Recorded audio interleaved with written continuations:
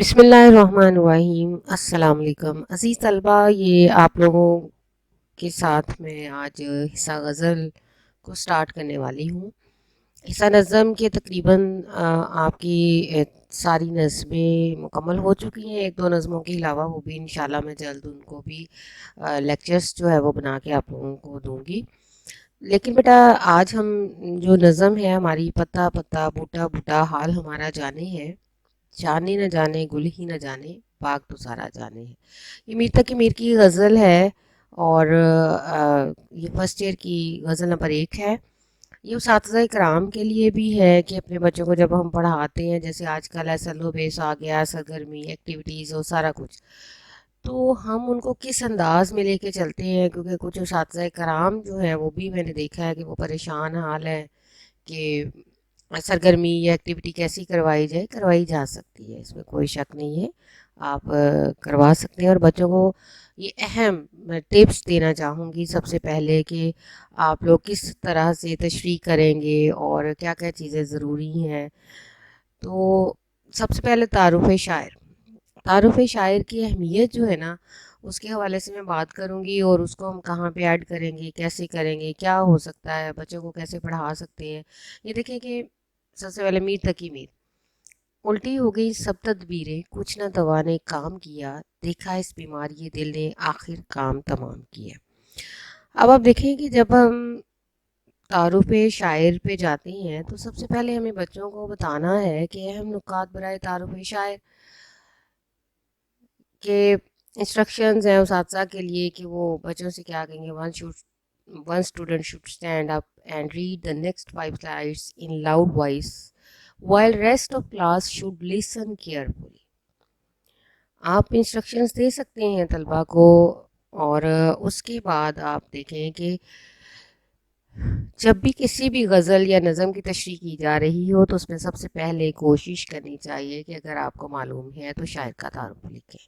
یہ ہم طلبہ کے لیے، یہ بیٹا آپ کے لیے ہے کہ آپ لوگوں نے یہ چیزیں جو ان کا خیال رکھنا ہے۔ تعارف شاعر کی اپنی اہمیت ہے، اس کی اہمیت سے انکار نہیں کیا جا سکتا۔ مجھے کلاس میں ایک بچے نے سوال کیا تھا کہ جب ہمیں یہ سیلو بیس ہے اور سارا کچھ وہاں پہ دیا ہوا ہے تو ہمیں شاعر کا تعارف کیوں کرنا ضروری ہے؟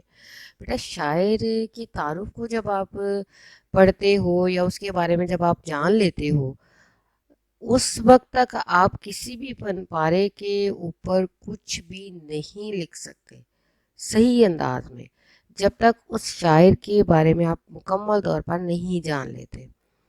شاعر جو ہوتا ہے اس کی سوچ کیا ہے، وہ کس چیز کو لے کے چل رہا ہے، اور رجائیت پسند ہے، قنوطیت ہے اس کی شاعری کے اندر یا اس کی سوچ کے اندر۔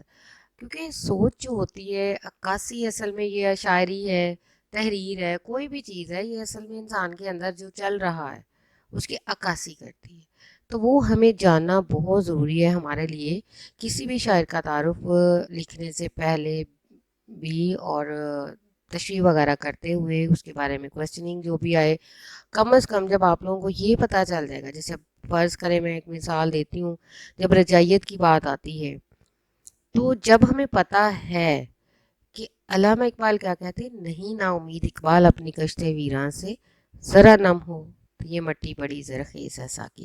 یعنی اقبال کبھی نا امیدی کی بات نہیں کریں گے، لیکن جب ہر وقت رونا دھونا اور اس طرح کی بات ہوگی تو جب آپ کو پتہ چل جائے گا کہ یہ شاعر جو ہے یہ یاسیت ہے اس کے اندر یا قنوطیت ہے، روتا رہتا ہے۔ بچوں سے جب میں نے یہ سوال کیا تھا تو میرے بچوں نے فوراً بتایا، اور ان کا رونے کی بات تو میر تقی میر ہی کرتے ہیں، اس میں کوئی شک نہیں ہے۔ تو بہرحال آگے چلتے ہیں۔ اب یہ دیکھیں کہ شاعر کا تعارف ہوتا کیا ہے۔ در حقیقت شاعر کا تعارف شاعر کے بارے میں ایک چند مختصر سے جملے ہوتے ہیں جو شاعر کی شخصیت کے بارے میں بتاتے ہیں۔ آپ اس میں شاعر کے اچیومنٹ بھی لکھ سکتے ہیں کہ وہ کس قسم کا شاعر ہے، اس نے کس طرح کی شاعری کی ہے، مثلا اداس، سنجیدہ، مزاحیہ وغیرہ، جو پڑھنے والے پر یہ اثر ڈالتا ہے کہ وہ جو پڑھنے جا رہا ہے وہ کس قسم کی تشریح ہے، مزاحیہ انداز میں ہے، دکھی انداز میں ہے، کس انداز میں ہے، المیہ ہے، امید کی بات کرتا ہے، نا امیدی کی بات کرتا ہے۔ تو اب لکھنا، اس کو لکھنا کیسے؟ آپ کو تشریح کرنے کے لیے ایک شیٹ پر 2 صفحات دیے جاتے ہیں، ساتھ ہی آپ کو ایک شعر نہیں دیا جاتا بلکہ 2 یا 3 اشعار کا ایک بند بنا کر دے دیا جاتا ہے، یا پھر وہ الگ الگ سے اشعار ہوتے ہیں لیکن وہ کم از کم 3 ہوتے ہیں۔ وہ نظم ہو چاہے غزل ہو، ایک سے زیادہ اشعار ہوتے ہیں۔ آپ کو تشریح کرنے کے لیے جو صفحات دیے جاتے ہیں ان کے اوپر ظاہر ہے آپ کو ایک شعر کی تشریح ایک صفحے کی یاد کرنی ہے، تاکہ ایک صفحے پر ایک شعر کی تشریح آ جائے، دوسرے صفحے پر دوسرے شعر کی تشریح جو آپ کا ایک پورا سوال مکمل کرے گی۔ اب اس میں ایک اضافی چیز شاعر کا تعارف ہے، جو آپ کو شروع میں ایک دفعہ لکھنا ہے، بار بار نہیں لکھنا، اور اس سے یہ ہوتا ہے کہ آپ کے حوالے سے ایک اچھا امپریشن پڑتا ہے۔ جہاں آپ شعر کی تشریح کرتے ہو، حوالہ جات کا ریفرنسز، مختلف قسم کے اشعار کو ڈالتے ہو، کوٹیشنز کو ڈالتے ہو حوالے کے طور پر، وہیں پہ اگر آپ شاعر کا تعارف بھی لکھ دیتے ہو تو اس سے بہت اچھا ایک تاثر قائم ہوتا ہے آپ کا۔ اب ہماری کتابوں میں بچوں کو سمجھانے کے لیے شاعر کی زندگی، پیدا ہونے سے لے کر مرنے تک کے بارے میں سب کچھ لکھا ہوتا ہے۔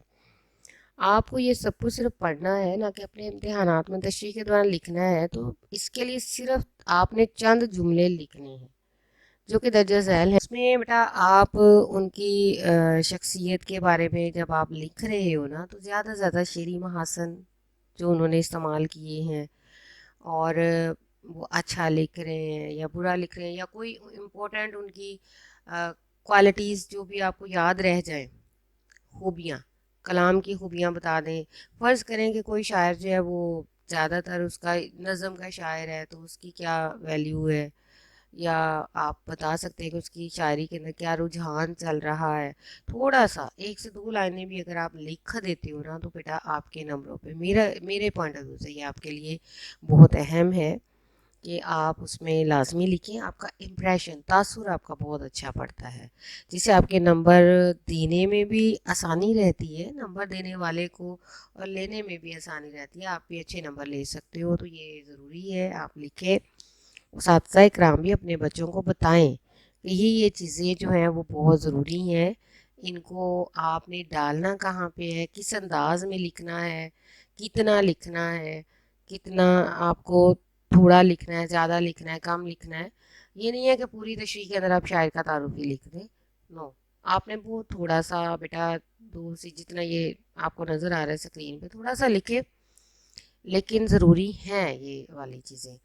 اب آپ دیکھیں کہ تعارف شاعر کے بعد سب سے پہلے بچوں کو بتایا جائے کہ آپ نے شاعر کا تعارف جب لکھنا ہے یا پڑھنے سے پہلے، کہ جب آپ نے اس کو پڑھنا شروع کرنا ہے تو ان پوائنٹس کو آپ نے مد نظر رکھتے ہوئے پڑھنا ہے۔ کلاس میں اساتذہ کے حوالے سے بھی یہ بات کر رہی ہوں کہ وہ بتائیں، اور اس کے بعد طلباء سے کہیں کہ وہ خاموشی سے every student should read from one's own book silently. یہ انسٹرکشنز ہیں آپ جو طلباء کو دے سکتے ہیں، اور جب طلباء آرام سے خاموشی سے اس کو پڑھیں گے تو you are not allowed to write it, one should read it aloud. اب اس کے بعد آپ کیا کریں کہ آپ ان سے کہیں گے ابھی آپ نے لکھنا نہیں، آپ نے اونچی آواز میں پڑھنا ہے تعارف، کوئی بھی تعارف۔ پھر اس کے لیے جب آپ سرگرمی کی بات کرتے ہیں تو اور بھی اس میں کچھ پوائنٹس ہیں۔ اب یہ ایک مثالی تعارف ہے کہ میر تقی میر اردو کے بہت ہی معروف و مشہور شاعر ہیں۔ ان کی شاعری میں زیادہ تر سنجیدگی، غم و دکھ کی کیفیات پائی جاتی ہیں، جس کی وجہ ان کی زندگی کے واقعات بھی ہو سکتے ہیں۔ ان کی زندگی اتنی پرسکون اور پر اعتماد نہیں گزری، انہوں نے اپنی زندگی میں بہت سے دکھ دیکھے ہیں، دونوں غم دوران بھی اور غم جانا بھی، جس کی جھلک ان کی شاعری میں بھی نظر آتی ہے۔ زیر تشریح شعر میں لکھتے ہیں، یا فرسٹ پہ تھوڑے سے 2 سے 4 لائنیں، 5 لائنیں آپ کی بنتی ہیں، آپ اتنا ہی لکھ دیں بیٹا تو کافی ہے۔ اور اس کے بعد دیکھیں کہ ایک اسٹوڈنٹ سے یا ایک طالب علم سے آپ کلاس میں یہ کروا سکتے ہیں کہ ابھی ایک رف کاغذ لیں، ایکٹیویٹی ہے یہ، ایک کاغذ پر اپنا نام لکھیں، اپنی جماعت لکھیں، آئی ڈی نمبر لکھیں۔ یہ تینوں چیزیں لکھنے کے بعد خود سے ایک شاعر کا تعارف لکھیں، یعنی بچوں کو اندازہ ہو کہ ہم جب اپنے بارے میں لکھتے ہیں پھر دوسرے کے بارے میں لکھتے ہیں تو ہم نے کیسے لکھنا ہے۔